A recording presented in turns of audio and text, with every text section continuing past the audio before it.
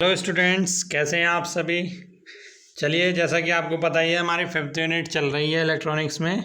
और आज इसमें हम सीआरओ पढ़ेंगे, जो कि बहुत ज़्यादा इम्पोर्टेंट टॉपिक है। और इस टॉपिक से एक क्वेश्चन 100% एग्ज़ाम में पूछा जरूर जाता है। यानी कि सीआरओ से एक क्वेश्चन 100% एग्ज़ाम में पूछा जाता है। ठीक है, देखिए क्या है कि इस यूनिट में 3 टॉपिक हैं आपके: digital volt meter, digital multimeter and CRO. तो सीआरओ तो मैंने जैसे पिछली वीडियो में बताया था कि सीआरओ से तो एक क्वेश्चन 100% पूछा जाता है, और बाकी मल्टीमीटर और वोल्ट मीटर में से शायद कोई सा एक या दोनों ही पूछ लेता है कभी कभी। ठीक है, तो उनमें से तो डायरेक्ट या तो वोल्ट मीटर पूछेगा, उसकी वर्किंग पूछेगा, उसके एप्लीकेशंस पूछेगा, या फिर मल्टीमीटर में उसकी वर्किंग पूछेगा, या उसकी एप्लीकेशन पूछेगा, या एडवांटेजेस पूछेगा। ठीक है, और उनके ब्लॉक डायग्राम्स भी आपको अच्छे से प्रिपेयर कर लेना है, क्योंकि ब्लॉक डायग्राम का बहुत ज़्यादा रोल है इस यूनिट में। अब ये वाला टॉपिक है सीआरओ, इसमें से 3 क्वेश्चन बनते हैं। ठीक है, इसमें सबसे पहले तो सीआरओ का ब्लॉक डायग्राम आता है। ब्लॉक डायग्राम अभी मैं आपको दिखाऊंगा, ये रहा, देखो इसमें नीचे ये ब्लॉक डायग्राम है सीआरओ का। इसकी वर्किंग पूछता है पूरे। ठीक है, सबसे पहला क्वेश्चन तो ये बनता है कि draw the block diagram and explain the working of each block in detail. ठीक है, यानी कि हर ब्लॉक की वर्किंग डिटेल में बतानी है। दूसरा क्वेश्चन बनता है इसमें ये वाला जो पार्ट है, कौन सा पार्ट, ये वाला पार्ट, ये आपने 12th में फिजिक्स में भी पढ़ा होगा सीआरटी के नाम से। इसको कैथोड रे ट्यूब बोलते हैं। ठीक है, तो ये जो कैथोड रे ट्यूब है, ये क्या पूछता है, कभी ये इसको हम हार्ट ऑफ द सीआरओ भी बोलते हैं। सीआरओ का दिल कहलाता है एक तरह से, ये मेन पार्ट होता है। और इसका अलग से डिस्क्रिप्शन दिया गया है, अलग से इसका ब्लॉक डायग्राम या डायग्राम दिया गया है। तो इसको कभी कभी अलग से अलग पूछ लेता है सीआरटी को ही ओनली। ठीक है, तीसरा क्वेश्चन क्या बनता है इसमें कि हम सीआरओ जो यूज़ करते हैं, सीआरओ हम वोल्टेज मेज़रमेंट के लिए यूज़ करते हैं, हम करंट मेज़रमेंट के लिए यूज़ करते हैं, और रेसिस्टेंस की वैल्यू मेज़र करने के लिए यूज़ करते हैं, फेज़ मेज़र करने के लिए यूज़ करते हैं। ठीक है, तो डिफरेंट टाइप की चीज़ें हम कैलकुलेट करने के लिए, मेज़र करने के लिए हम सीआरओ का यूज़ करते हैं। ठीक है, तो वो कैसे मेज़र करते हैं सीआरओ से, तो वो उसका या तो एक न्यूमेरिकल दे देगा, वो हो सकता है कि न्यूमेरिकल की फॉर्म में पूछ ले, या बस ऐसे ही पूछ सकता है कि how we can measure voltage from CRO, इस तरह से कुछ भी। ठीक है, तो यानी कि एक मेजरमेंट से तो कुल मिलाकर 3 टाइप्स के इसमें क्वेश्चन पूछे जा सकते हैं। ठीक है, अब इन 3 टाइप में से एक क्वेश्चन 100% हर साल एग्जाम में पूछा ही जाता है। ठीक, तो बहुत इंपॉर्टेंट टॉपिक है, आपको ध्यान से समझते हुए चलना है इसको। एक्चुअल में क्या है कि वही ये ब्लॉक डायग्राम बेस्ड है, और ब्लॉक डायग्राम बेस्ड ही थ्योरी है, तो ऐसा कुछ है नहीं कि बहुत ज़्यादा टफ है, बट करके जरूर जाना है एग्जाम में अच्छे से प्रिपेयर इसको। ठीक है, चलिए तो देख लेते हैं क्या क्या है इसमें। जो सीआरओ है हमारा क्या है, इसको हम कैथोड रे ऑसिलोस्कोप बोलते हैं। वेरी यूजफुल इलेक्ट्रॉनिक इंस्ट्रूमेंट है, which is use in college laboratories and industries for measuring voltage, time, frequency, phase shift and for observing the shape of input waveform. यानी कि हम इसको क्या करते हैं, बहुत सारी मतलब कॉलेज की लैबोरेटरीज़ में, इंडस्ट्रीज़ में इसको यूज़ करते हैं। क्या क्या मेज़र करने के लिए, voltage, time, frequency, phase shift, और साथ के साथ जो इनपुट सिग्नल हम दे रहे हैं, उसकी वेवफॉर्म की शेप भी हम चेक कर सकते हैं, ऑब्जर्व कर सकते हैं with the help of CRO. ठीक है, नीचे ब्लॉक डायग्राम दिया गया है सीआरओ का, ये बता रहा है आगे इसमें। और ये कह रहा है साथ में, this CRO is called as single trace CRO, यानी कि सिंगल ट्रेस सीआरओ है because it can display only one waveform. यानी कि ज़्यादातर आप जो अपने कॉलेज में देखोगे, कॉलेज में जो लैबोरेटरीज़ में, इलेक्ट्रॉनिक्स की लैबोरेटरीज़ में और इलेक्ट्रिकल की लैबोरेटरीज़ में रखे हुए हैं सीआरओ, वो ज़्यादातर डुअल ट्रेस हैं, यानी कि उसमें हम एक साथ में 2 वे फॉर्म चेक कर सकते हैं, देख सकते हैं। ठीक है, और ये जो हम यहाँ पर ब्लॉक डायग्राम पढ़ रहे हैं, वो सिंपल यानी कि सिंगल ट्रेस का ब्लॉक डायग्राम हम यहाँ पर डिस्कशन कर रहे हैं उसका। ठीक है, यानी कि इसमें एक बार में एक वेवफॉर्म स्क्रीन पर दिखाई देती है। ठीक है, there are dual trace and multi trace oscilloscope available in market. ठीक है, यानी कि डुअल ट्रेस और मल्टी ट्रेस भी अवेलेबल होते हैं मार्केट में। हमारे कॉलेज में डुअल ट्रेस हैं, और ये जो हम ब्लॉक डायग्राम यहाँ एक्सप्लेन करने वाले हैं, या जो ब्लॉक डायग्राम दिखाया गया है यहाँ पर, ये किसका है, सिंगल ट्रेस का है। ठीक है, चलिए आगे देख लेते हैं। जैसा कि मैंने आपसे हर बार हर वीडियो में बोला है कि इसको पहले नोट कर लीजिए आप इस टॉपिक को, अगर आपने नोट नहीं किया होगा अभी तक पीडीएफ से, और आप इसको सुन रहे होंगे तो इतना ज़्यादा समझ में नहीं आएगा। या मतलब ये समझ लीजिए कि अगर आप नोट करके रखेंगे पहले से और उसको साथ लेके बैठेंगे, तो कुछ मैं अलग से टॉपिक बोलता हूँ या वर्ड बोलता हूँ या इंपॉर्टेंट कोई लाइन या सेंटेंस बोलता हूँ, तो आप उसको साथ के साथ उस टॉपिक पे नोट कर सकते हैं अपने। ठीक है, दूसरी चीज़ ये है कि आप अगर एक बार नोट कर लेंगे, फिर उसको एक बार रीड कर लेंगे, और फिर यहाँ से वीडियो सुन लेंगे उसके बाद एक बार, तो आपको क्या होगा कि बहुत जाएगा। वीडियो फुल देखा कीजिए, ऐसा नहीं कि थोड़ा सा देख लिया और बस, वीडियो को फुल देखा कीजिए, ठीक है। चलिए आगे चलते हैं। और अगर वीडियो पसंद आ जाए करे तो लास्ट में उसको लाइक भी ज़रूर कर दीजिए, और अगर चैनल को अभी तक सब्सक्राइब नहीं किया तो चैनल को भी सब्सक्राइब कर लीजिए, और अपने दोस्तों को भी ज़्यादा से ज़्यादा शेयर कर दीजिए ताकि वो भी इन वीडियोस का फ़ायदा ले लें। क्योंकि अब कॉलेज में क्लासेस तो शायद नहीं चलेंगी, अब आपको इन्हीं वीडियो से पढ़ना है, और इन्हीं वीडियो से पढ़ने के बाद आपको पेपर देने हैं, ठीक है। क्योंकि आपके पेपर बहुत जल्द आने वाले हैं, एग्ज़ाम फॉर्म आ चुके हैं, एग्ज़ाम फॉर्म भरे जाने वाले हैं, ठीक है। तो एग्ज़ाम भी आपके होने वाले हैं, तो इसलिए आप इन वीडियो से ही समझ लें। और अगर फिर भी कोई डाउट या प्रॉब्लम आती है तो आप मुझे व्हाट्सएप पे मैसेज करके या कॉल करके मुझसे प्रॉब्लम अपनी क्लियर कर सकते हैं, ठीक है। चलिए अब ये जो CRO का ब्लॉक डायग्राम है इसको देख लेते हैं, इसमें क्या क्या है ब्लॉक डायग्राम में, ठीक।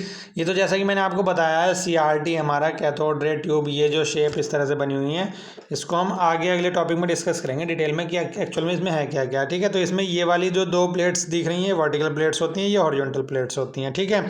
यहाँ पर ये एक इलेक्ट्रॉन गन होती है, ये इलेक्ट्रॉन गन इतनी नहीं, इसमें बहुत सारी चीज़ें होती हैं। अभी हम नेक्स्ट अभी आगे देखेंगे CRT को, तब उसमें देखेंगे कि इलेक्ट्रॉन गन में क्या क्या होता है, ठीक है।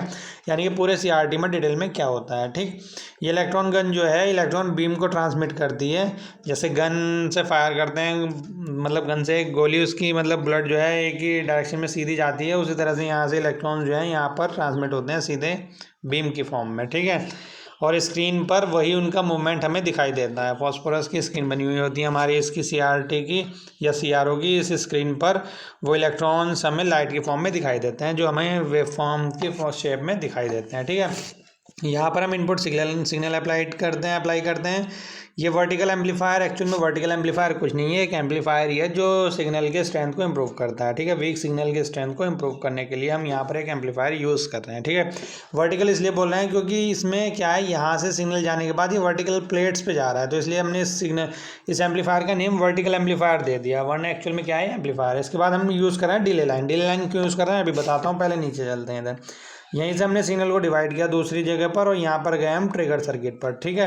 ट्रिगर सर्किट क्या करता है हमारा, ये जो टाइम बेस जनरेटर है, टाइम मतलब ट्रिगर पल्स जनरेट करता है, और इनपुट सिग्नल में और टाइम बेस जनरेटर में क्या करता है, एक तरह से मतलब वो करने का सिंक्रोनाइजेशन प्रोवाइड कराता है किस किस के बीच में, इनपुट सिग्नल के और टाइम बेस जनरेटर, यानी कि जो इनपुट सिग्नल अप्लाई कर रहे हैं ये, और ये जो टाइम बेस जनरेटर सर्किट है, इन दोनों के बीच में सिंक्रोनाइजेशन प्रोवाइड कराता है हमारा ट्रिगर सर्किट, ठीक है। यानी कि ट्रिगर पल्स जनरेट करता है साथ में। अब इसके बाद जो टाइम बेस जनरेटर है ये क्या करता है, ये सॉटूथ वेवफॉर्म जनरेट करता है, और वर्टिकल प्लेट्स पर वो सॉटूथ वेवफॉर्म हम अप्लाई करते हैं, ठीक है।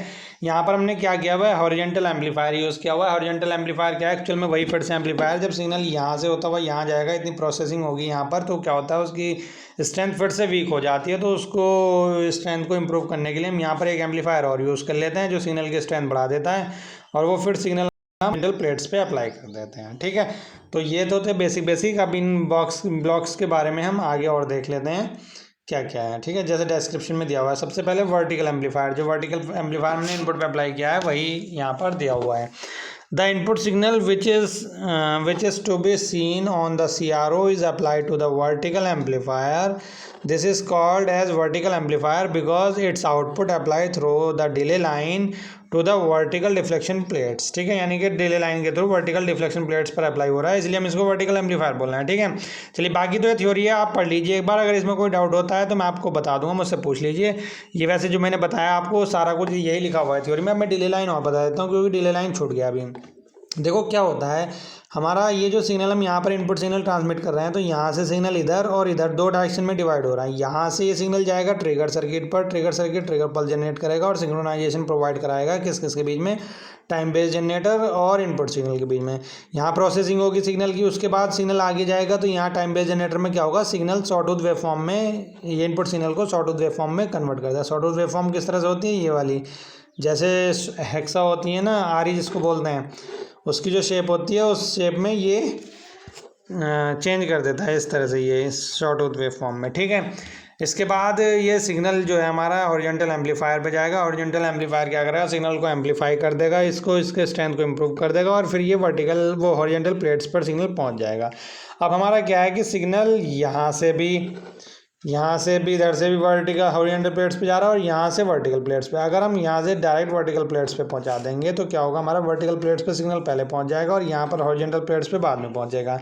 बट हम क्या करते हैं कि हमें दोनों प्लेट्स पर सिग्नल सेम टाइम पे पहुँचाना है, तो इसलिए हम यहाँ पर एक डिले लाइन सर्किट यूज़ कर लेते हैं। ये क्या करता है, डिले प्रोवाइड कराता है। डिले प्रोवाइड कराता है मतलब इतना सिग्नल यहाँ से प्रोसेस होकर यहाँ तक पहुँचता है, इतने टाइम का डिले प्रोवाइड कराता है और साथ के साथ दोनों प्लेट्स पर हॉरिजॉन्टल, वर्टिकल और हॉरिजॉन्टल दोनों प्लेट्स पर सिग्नल सेम टाइम में पहुँच जाता है। ठीक है, तो सेम टाइम में पहुँचाने के लिए हम यहाँ पर डिले लाइन का यूज़ करते हैं। ठीक, चलिए अब देखिए ये वर्टिकल एम्पलीफायर हो गया, इसको एक बार पढ़ लीजिए। डिले लाइन को भी आप पढ़ लीजिएगा एक बार, ट्रिगर सर्किट को भी पढ़ लीजिए, time based generator, horizontal amplifier, ये सारे ब्लॉक्स और सीआरटी यहाँ तो शॉर्ट में समझाया गया है आगे। और ये पावर सप्लाई, इसमें हम पावर सप्लाई और यूज़ करते हैं अपने सीआरओ को ऑपरेट कराने के लिए। ठीक है, ये तो इनपुट सिग्नल हम दे रहे हैं, यहाँ पर इनपुट सिग्नल तो हम ये यहाँ पर दे रहे हैं। ठीक है, बट पावर सप्लाई और यूज़ करते हैं अपने सीआरओ और सीआरटी को ऑपरेट कराने के लिए। ठीक है, तो ये सारी चीज़ें आप पढ़ लीजिए, इसको थ्योरी है एकदम बिल्कुल और इजी है, जैसा कि लिखा है जो मैंने बताया ये एक्चुअल में वही है। जैसा कि देखो हॉरिजॉन्टल एम्पलीफायर में क्या लिखा हुआ है,